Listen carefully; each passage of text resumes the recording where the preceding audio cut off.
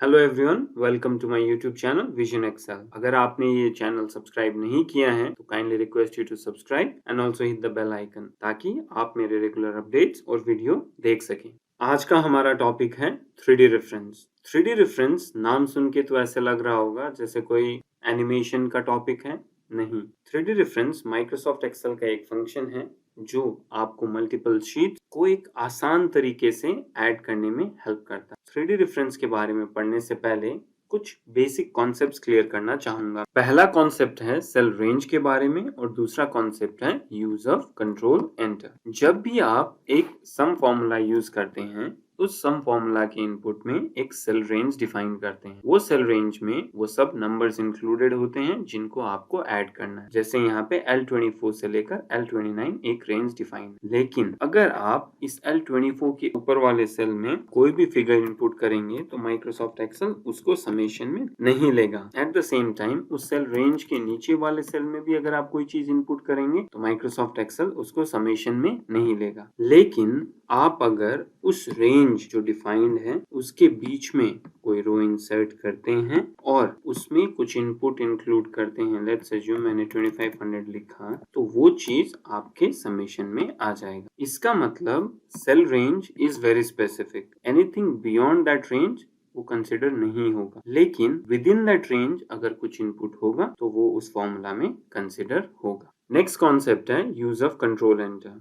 Currently cell E22 selected। अगर मैं अपना ये सिलेक्शन बढ़ाता हूँ then you'll notice जो मेरा selected cell था वो light color है, that is white, whereas the other cell are gray colored. So इस light colored cell को active cell बोला जाता है। अगर इस active cell में कुछ input देंगे, let's say 3D reference, और अगर आप कंट्रोल एंटर करेंगे then you will notice that जितना भी सिलेक्टेड एरिया है सब जगह वो सेम चीज पॉपुलेट हो जाएगी। एक्टिव सेल में कुछ भी चीज इनपुट करके अगर आप कंट्रोल एंटर प्रेस करते हैं then all the selected cell that is including that active cell will be populated with the same name, same text, even same formulas। चलिए अब 3D रेफरेंस के बारे में समझते हैं। आपके सामने जो ये खाली टेबल है वो एक सेल्स रिपोर्ट का एक्सट्रैक्ट है। मैं एक सीमेंट का सोल डिस्ट्रीब्यूटर हूँ एक पर्टिकुलर स्टेट के लिए। मेरे पास टोटल 6 सीमेंट ब्रांड हैं जो मैं 5 सब डीलर्स के थ्रू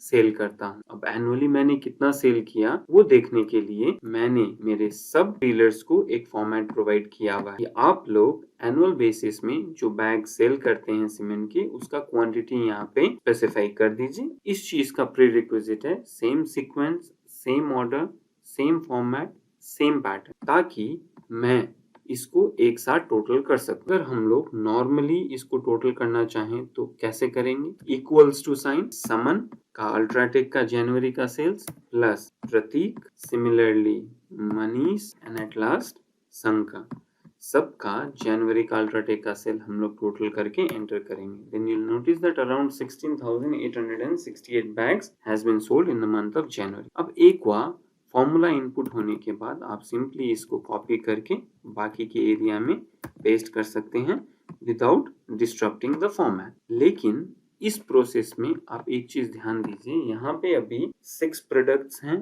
5 डीलर्स हैं। फ्यूचर में जाके काम बढ़ेगा, so you can't keep on adding individual basis, her sheet में जाके एक एक सेल ऐड करना। तो इसी चीज को सरल बनाने के लिए 3D रेफरेंस का यूज होता है। So first of all will select the entire range. यहाँ पे आप नोटिस करेंगे the active cell is light coloured. We will type equals to sum sum bracket open, then we will go to summon. First of all we will click January. Now the main 3D reference concept start here. जैसे आगे हम लोगों ने concept में cell range पढ़ा था, अब हम लोग उसी कॉन्सेप्ट को यूज करके शीट रेंज डिफाइन करेंगे। यहाँ पे वो कैसे करेंगे? इतना सिलेक्शन होने के बाद आपको शिफ्ट का बटन प्रेस करते हुए, समन तो ऑलरेडी क्लिक्ड है, आपको शंकर को क्लिक करना है। एक बार शंकर को क्लिक करते ही आप नोटिस करेंगे सारे के सारे sheets will turn to white. इसका मतलब समन से लेकर शंकर तक सारे सीट सेलेक्ट हो चुके हैं और वो चीज आपको यहाँ पे फॉर्मूला बार में भी दिखने लगेगी, that is equals to some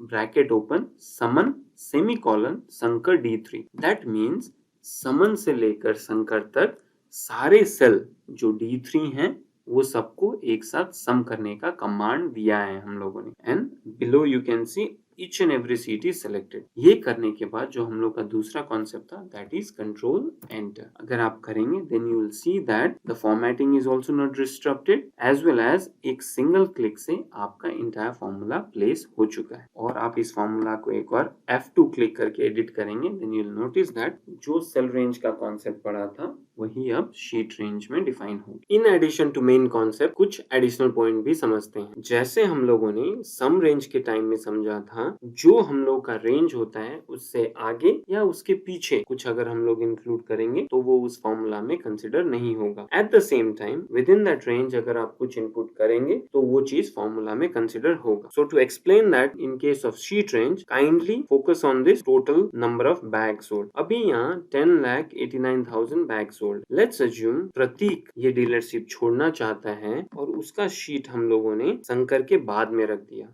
because our range was from Saman to Shankar. So Pratik is beyond that range. तो आप नोटिस करेंगे ये टोटल चेंज होके from 10 lakh it has shifted to 8 lakh. At the same time अगर मनीष भी ये dealership withdraw करना चाहता है और उसका शीट हम लोग ड्रैग करके समन के आगे रख देंगे then again the total number of bag will decrease to 6 lakh. So within that range if anything changes तो उसका टोटल में इम्पैक्ट आएगा। बट लेटर ऑन हम लोगों ने मनीष को कन्विंस कर लिया that you need to continue this dealership. तो उसका शीट अगेन हम लोग समनिया और शंकर के बीच में रख देंगे then you will notice that the total has again changed to 8 lakh। At the same time Pratik is also convinced to continue the dealership, so यहाँ पे total again changed to 10। Crux of this example is within that range अगर कुछ addition या deletion होगा then it will impact the total। So the prerequisite for 3D reference is same sequence same order। Same sequence same order means the product names are in same sequence, the month are in same sequence, the cell location let's assume B2 से start हो रहा है